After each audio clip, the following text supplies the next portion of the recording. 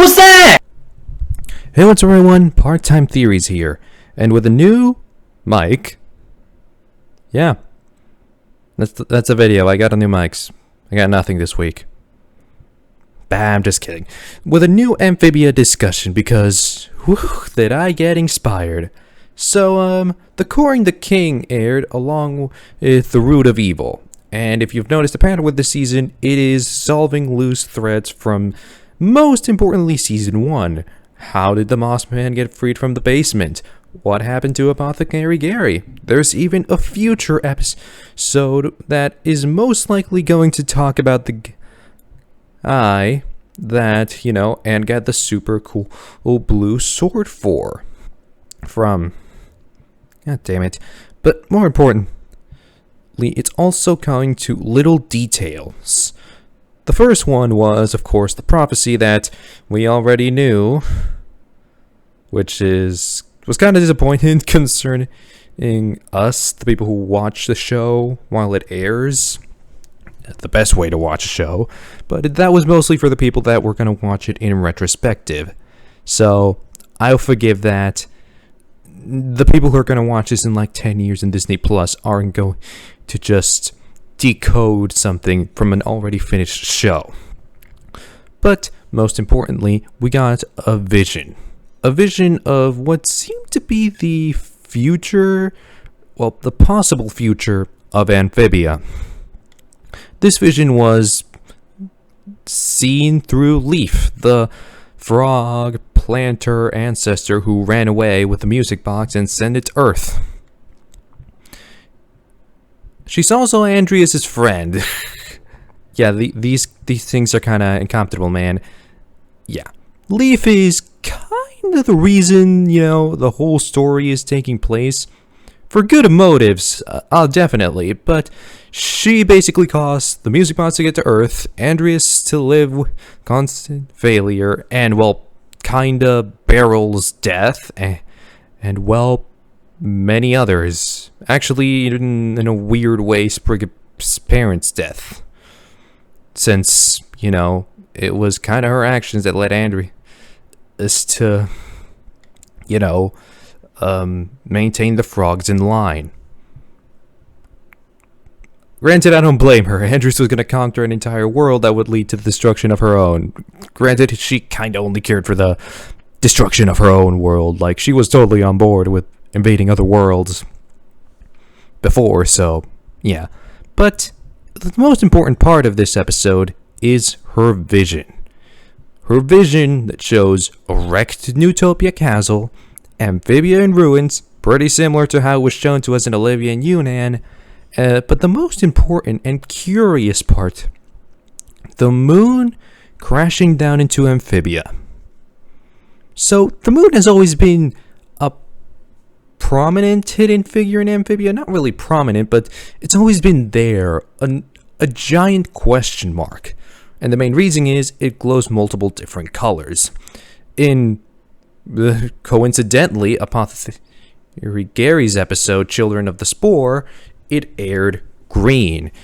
In most of the series, and hell, you can even see it in the ending, it glows red. And hell, we had an episode, The Shutting, kinda made happen because they were telling scary stories due to what is known as the blue moon. Now, if these colors seem familiar to you, it should. These are the colors of the gems of the music box. Red is kind of a stretch, but, the gem was originally purple, so, yeah. How's that for... So, yeah. And, yeah, I was definitely surprised that that the two episodes that we get in this week happen to center about the moon and Apothecary Gary. Also happens to be where the moon glowed green in Season 1. Definitely interesting. Was it an intentional decision? Who knows? Probably. Yeah. Most of these are intentional. So, what is the moon and how is it relevant to the stones? Well, I think I have the answer.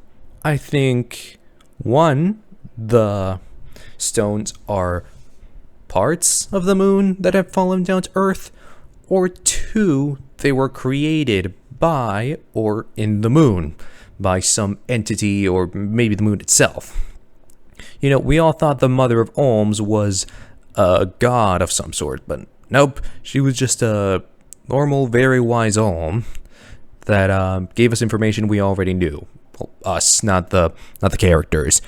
But most importantly, I think it's interesting to call back at Frog Hoppin' Mall. No, not just to make you cry with the final scene, but most importantly, Polly's bucket. The bucket that Polly buys shows gems being received by the newts. But most importantly, the gems appear to be falling from the sky, or at least levitating. What else is in the sky and appears to be falling in Leaves' vision? The moon. So yeah, I think it's obvious that the gems and the moon are connected in some way.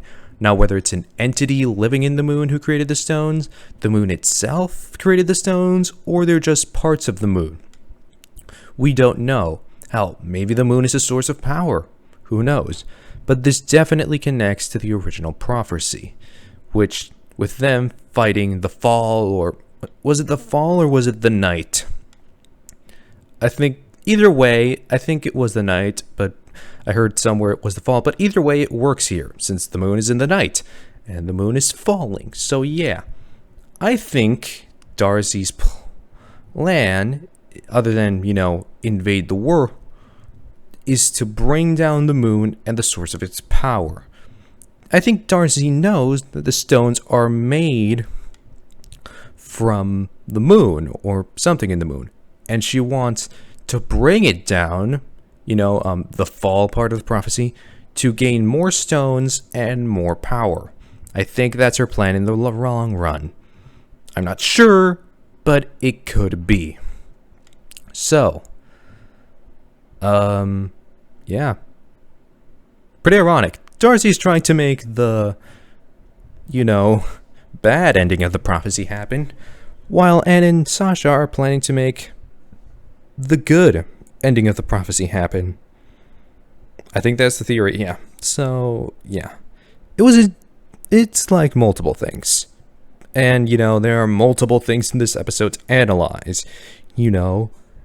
How Marcy might be brainwashed.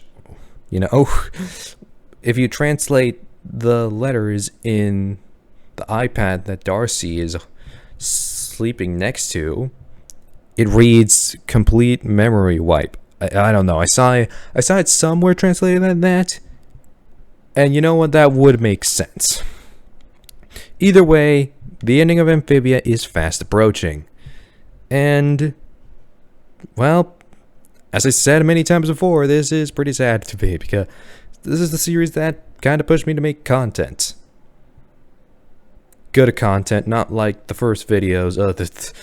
I'm going to have to look back at those at some point for a certain project I have planned this summer. You'll see it, and I hope you'll like it.